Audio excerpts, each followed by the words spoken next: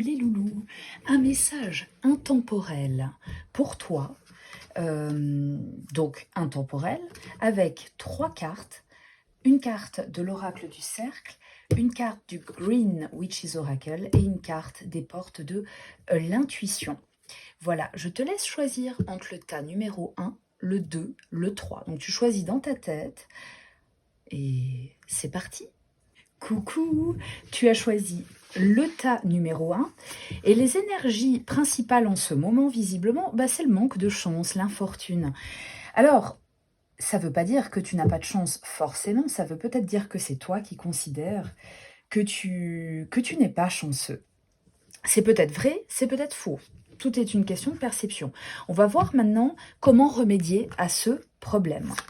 Avec le Green Witch's Oracle, on te demande, avec cette fleur dont j'ignore totalement le nom, c'est le personnage, je crois, si je ne me trompe pas, que là, on te demande de croire à la nouveauté, à l'évolution, voilà, au fait que on puisse évoluer positivement.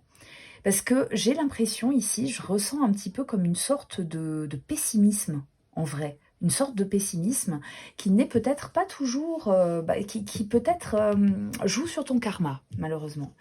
Le conseil des portes de l'intuition, c'est que, en te réjouissant du bonheur des succès d'autrui, ils rejaillissent naturellement sur toi. Donc si tu arrives à profiter, ou plutôt à être vraiment, sincèrement heureux pour les autres, pour ce qui leur arrive, parce que c'est peut-être ça aussi le problème, c'est que si tu as l'impression de ne pas avoir de chance, c'est parce qu'autour de toi, tu observes beaucoup de cas de réussite. Sois heureux pour eux. Sois heureux pour eux et peut-être que ça va, que ça te récompensera, tout simplement. Plus facile à dire qu'à faire, soyons honnêtes. Voilà pour ce premier message intemporel. Bye bye! Coucou, tu as choisi le tas numéro 2 et nous allons voir un peu les énergies de ta semaine. Et nous avons l'avidité. On sent ici quelqu'un qui a vraiment besoin de tout réussir, peut-être assez vite, qui veut beaucoup. Et ça, peut-être que ça peut poser quelques problèmes. Voyons voir le conseil du Green Witch's Oracle, le sel. Le sel te demande de faire preuve un peu de stratégie, de bannir. Alors, quand on dit bannir la négativité, c'est évidemment bannir ces énergies qui, au lieu de te faire avancer, vont plutôt te faire stagner. Quand on a trop envie d'évoluer, quand on est trop ambitieux, par exemple, eh bien, au bout d'un moment, ça peut se retourner contre nous. Donc, l'idée, c'est d'éviter ça. Donc, avec le sel, soit dans la protection de toi-même, se protéger, ça veut aussi dire accepter ses faiblesses et accepter que ça puisse prendre du temps, que nos projets puissent prendre du temps. Avec les portes de l'intuition, on nous parle du film. C'est le moment de sortir des rêves de votre cinéma personnel pour entrer dans la réalité de la vie. Cette réalité, c'est que tout ne va pas si vite, tout simplement. Tout ne va pas si vite.